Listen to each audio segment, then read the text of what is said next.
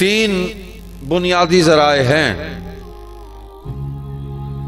جن سے اللہ کا دین ہم تک پہنچا ہے۔ سب سے پہلا ذریعہ وحی ہے کہ اللہ تعالیٰ نے اپنے فرشتوں کے ذریعے اپنا پیغام، اپنا دین، اپنے احکام ان کو اپنے نبی پر نازل کیا، اور وحی لے کر آنے والا سید الملائکہ جبریل علیہ السلام، ان کو جبریل امین کہا جاتا ہے، کہ جیسے وصول کی وحی، جیسا حکم وصول کیا، اس کو بے عین ہی پوری امانت داری کے ساتھ حضور صلی اللہ علیہ وسلم تک پہنچا دیا، کوئی گڑبڑ نہیں کی اس میں۔ ممکن نہیں ہے، اس لیے کہ فرشتوں پر کسی اور مخلوق کا حکم چل سکتا ہی نہیں، وہ صرف اللہ کا حکم مانتے ہیں، اور اللہ فرماتے ہیں کہ میرا حکم بجا لانے میں اور ان پر عمل کرنے میں شدید ترین ہے، وہ کسی کی بات نہیں سنتے۔ شداد اللہ یعصون اللہ ما امرهم ویفعلون ما یؤمرون، شدید ہیں وہ۔ تو یہ بات طے ہے کہ وحی کے حضور تک پہنچنے میں کہیں کوئی گڑبڑ نہیں ہوئی۔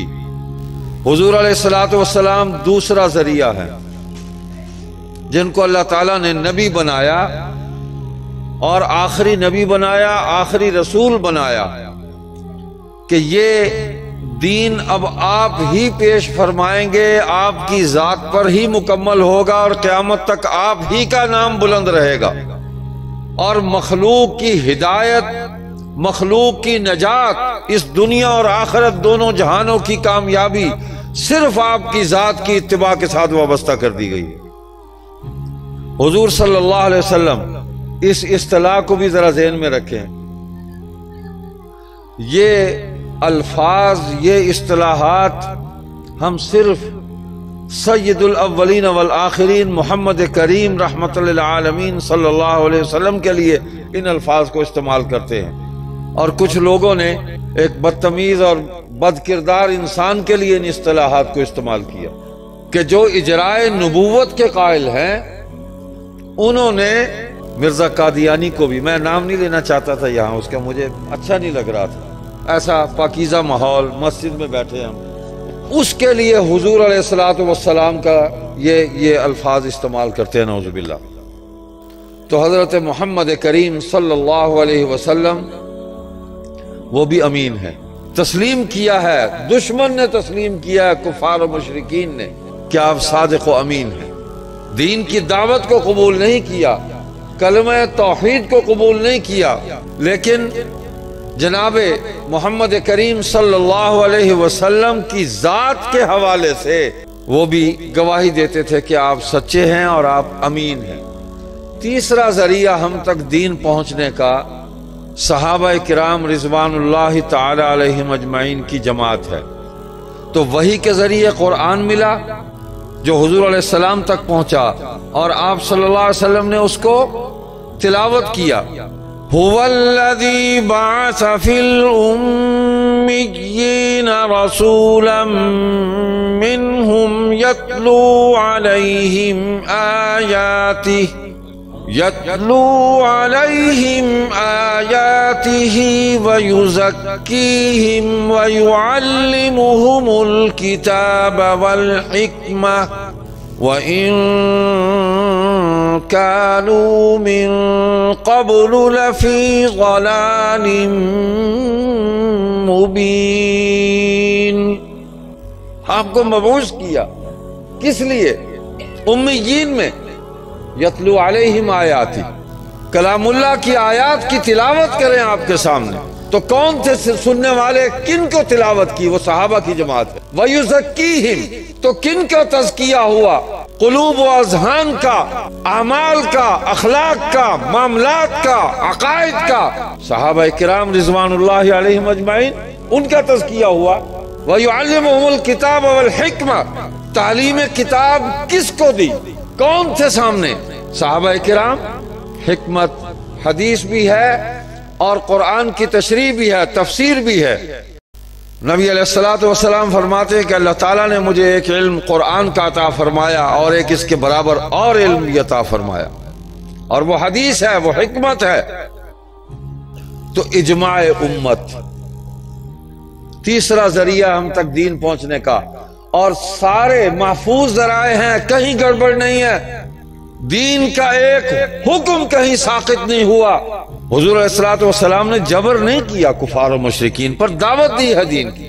اللہ تو فرماتے ہیں کہ مجھے تو اس بات پر بھی طاقت اور قدرت حاصل ہے کہ میں چاہتا تو ساری مخلوق جو ہے وہ مسلمان ہو جاتی، ایمان لے آتی۔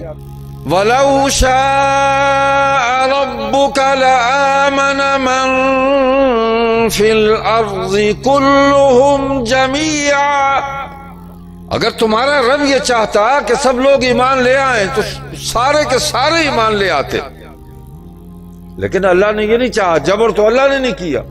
اللہ طاقت رکھتا ہے اس بات کی کہ وہ جس کو چاہے ہدایت دے دے، لیکن جس میں ہدایت کی طلب ہی نہ ہو اس کو کیسے ہدایت ملے گی؟ کیسے ملے گی؟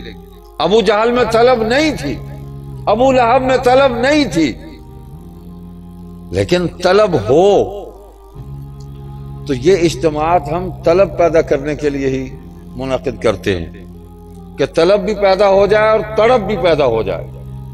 قرآن کریم کی تلاوت مستقل عبادت ہے، مستقل عبادت ہے۔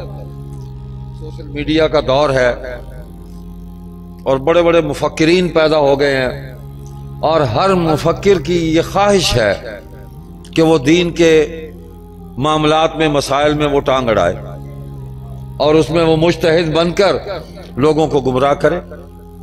تو جناب یہ آپ طوطے کی طرح قرآن کو رٹ کے بچوں کو لٹا دیتے ہیں، رٹے لگا دیتے ہیں، اس کو مانا تو آتا نہیں۔